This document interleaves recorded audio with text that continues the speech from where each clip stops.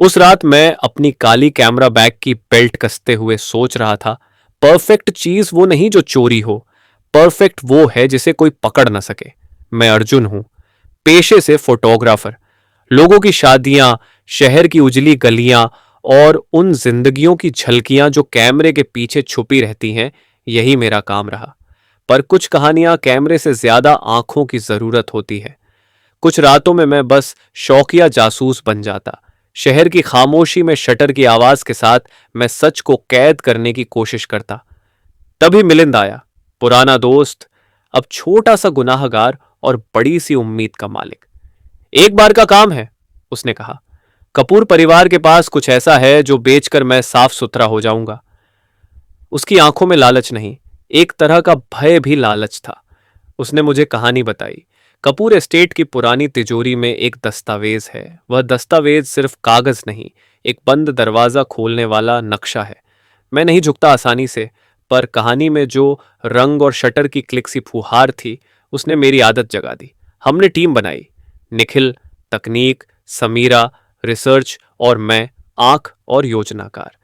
समीरा ने 1 महीने की पीछा खोज की, गेट के कैमरों की ड्यूटी, नौकरों के शेड्यूल, कुत्तों की चैन और रात के ऊंचे पंखुओं का हिसाब निकाला।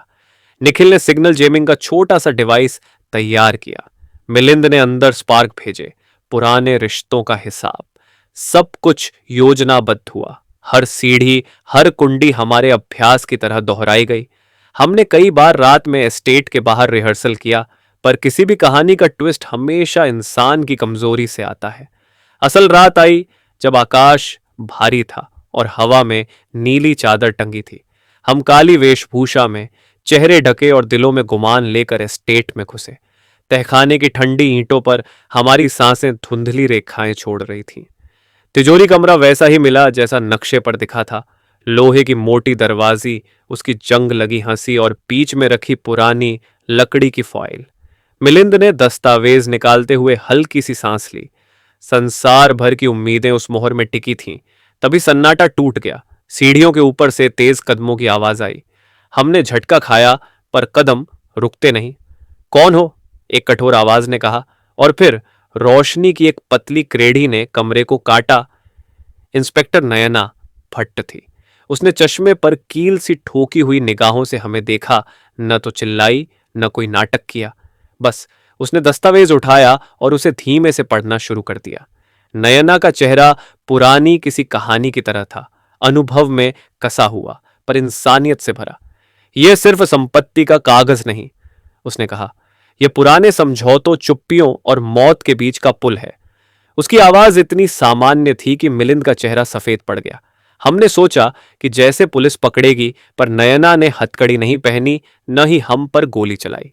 उसने कहा, मैं तुम्हें पकड़कर जेल नहीं भेजना चाहती। मैं तुम्हें एक मौका दे रही हूं। फैसला लो, दस्तावेज को न्याय के पास ले जाओ या मैंने जो जाना उसे दबा दो। उसने हमारी आंखों में झांक कर कहा, कभी सच की आग इतनी भयंकर होती है कि कई घर जल जाते हैं। मिलिंद ने लालच का रास्ता चुना। उसने कहा कि वह दस्तावेज की नकल बनाकर बेचेगा और असली कागज किसी सुरक्षित पते पर भेज देगा। निखिल की फोटोग्राफिक माहिरियत ने नकल तैयार कर दी। समीरा ने पता दिया, एक बेनाम घर के पास एक बूढ़ा रहता था जिसे मिलिंद पुराना जानता था। हमने योजना को पूरा होते देखा और सोचा कि अब सारा खेल हमारे हाथ में है। पर खेल में अक्सर सबसे खतरनाक चाल इंसान की पहचानों का खेल होता है। बूढ़ा वही निकला जो नयना का बचपन जानता था, और नयना खुद इस मामले से जुड़ी हुई थी, पर किसी अलग तरह से। उसने बताया कि कपूर परिवार के कागजों में सिर्फ संपत्ति नहीं, बल्कि शहर के कुछ बड़े लोगों के गहरे कनेक्शन थे। काले सौदे, दबी आवाजें और उन राजों की सूची जिनके सामने कुछ भी छोटा दिखाई देता है। अब मामला बदल गया। ये चोरी का केस नहीं रह गया था, यह सत्ता और छिपे हुए अपराधों का खुला युद्ध बन गया था। मिलिंद ने दस्तावेज बेचा नहीं, उसने उसे और भी बड़े हाथों में सौंप दिया। एक छाया समूह जिसने शर्त रखी कि अगर दस्तावेज सार्वजनिक हुआ तो बहुतों की जिंदगी नष्ट हो जाएगी। मिलिंद ने सौदा किया, पैसे हासिल किए और उम्मीद की कि सब कुछ ठीक हो जाएगा। हमारी टीम बिखर रही थी। निखिल डर से चुप था, समीरा गुस्से से भर गई। मैं, जो हमेशा कैमरे के पीछे छिपा रहता, अब खुद एक तस्वीर बनकर खड़ा था, जिसकी फ्रेमिंग किसी और ने तय की हो। नयना ने कहा कि सच हमेशा सार्वजनिक करने योग्य नहीं होता। कुछ सच्चाइयां तो समाज को हिला देती हैं। पर मैं मानता था कि सच्चाई का असर किसी कानून की तरह साफ और सपाट नहीं होता, वह इंसानों को मोड़ देता है। फिर हुआ वह मोड़ जिसकी उम्मीद किसी ने नहीं की। मिलिंद गायब हो गया। हमने उसे ढूंढा, पर उसकी कोई ठोस पहचान नहीं मिली। जो दस्तावेज हमने नकल बनाकर भेजा था वह कहीं खो गया। नयना ने हमें बुलाया और कहा कि वह सब कुछ क्लियर कर देगी, पर उसकी शर्तें थीं। हमें कुछ अपनी गलतियों का इकरार करना होगा। जेल में केस दाखिल हुआ, पर सच्चाई कोर्ट में किस रूप में आएगी यह बड़ा सवाल था। दस्तावेज के कागजों को सबूत के रूप में रखा गया, पर कुछ हिस्से गायब थे। लोगों के बयान बदल गए, कुछ ने डर के चलते सच मुकर लिए। कपूर परिवार की प्रतिष्ठा झड़ने लगी और कई चेहरे बदल गए। कुछ जेल गए, कुछ मुक्त हो गए। समाज ने देखा कि सच का खुलासा अक्सर कमजोरों को नहीं, निर्मम सिस्टम को नाप देता है। अंत में असली ट्विस्ट तब हुआ जब मैंने अपनी पुरानी फिल्मों का रिव्यू करते हुए पाया कि नयना ने मेरी कई तस्वीरें पहले ही ली हुई थीं।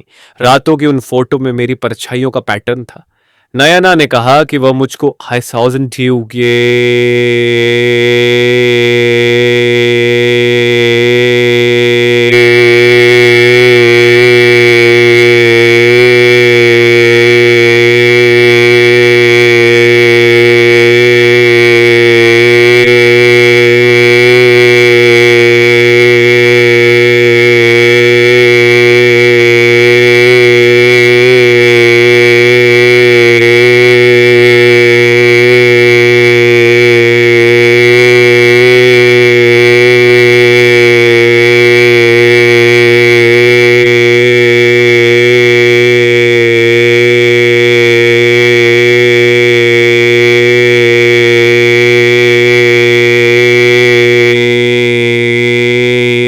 अपने तरीके से आजमा रही थी। उसने हमें एस्टेट तक आने दिया, दस्तावेज का असली स्थान देखा और हमारी प्रतिक्रियाओं को कैमरे में कैद किया। उसने मेरे कैमरे की उन तस्वीरों को सबूत बनाया और कहा, तुमने चोरी की योजना बनाई, पर इन तस्वीरों ने तुम्हें आजमाया भी। मिलिंद का अंत न तो हीरो था, न खलनायक। वह इंसान था जिसने अपनी गलतियों का हिसाब नहीं सुलझाया। उसने सोचा था कि पैसों से सब सुधर जाएगा, पर पैसों ने सिर्फ उसके नाम बदल दिए। नयना ने उसका सौदा तोड़ा और उसे सार्वजनिक जांच के हवाले कर दिया। कुछ महीने बाद मिलिंद को गिरफ्तार किया गया। उसने अपने कई सहकर्मियों के नाम दिए और कुछ रेशे टूटे। कपूर परिवार की परतें खुलीं, पर शहर के कई ऊंचे मुकाम सुरक्षित रहे, क्योंकि दस्तावेज के अनेक पन्ने गायब थे। मैंने वह सब होते देखा और फिर एक रात अकेले अपनी अलमारी से एक पुरानी तस्वीर निकाली, उसी कमरे की, उसी रात की जिसमें मैं, मिलिंद और नयना थे। नयना ने आश्रम सी ठंडी मुस्कान में कहा था, परफेक्ट क्राइम तब तक परफेक्ट है जब तक कोई उसे देखकर मुस्कुरा न दे। मैंने सोचा कि यह वाक्य कितनी सच्चाई कहता है। अपराध का परफेक्शन उसकी पकड़ में नहीं, बल्कि उस लालच और डर में है जो इंसान बनाते हैं। कहानी खत्म नहीं हुई थी, वह सिर्फ नए हाथों में चली गई। कुछ लोग जेल में हैं, कुछ सफाई मांगते फिरते हैं, कुछ लोग रोज वही अपनी कमरों की खिड़की से शहर की रोशनी देखते हुए कभी कभार खुद को दोषी पाते हैं। मैं अपने कैमरे के साथ चलता रहता हूं, पर अब तस्वीरें सिर्फ शॉट नहीं, गवाह हैं। एक रात जब हवा थम गई और चांद छिप गया, मैं वहीं छाया दीवार पर देखता रहा, पर अब वो मेरी परछाई नहीं थी, ये शहर की परछाई थी।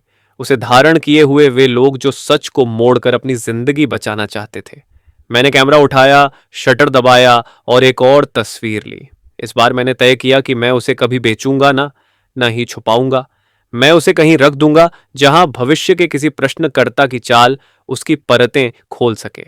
कहानी का असली सबक यह था, कोई भी क्राइम तब तक परफेक्ट नहीं होता जब तक उसके पीछे के लोग खुद को परिपूर्ण समझते हैं।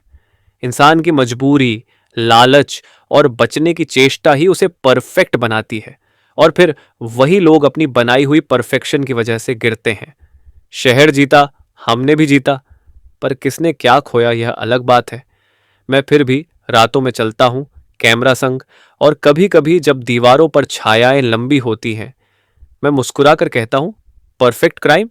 बस कहानी का एक और अध्याय था।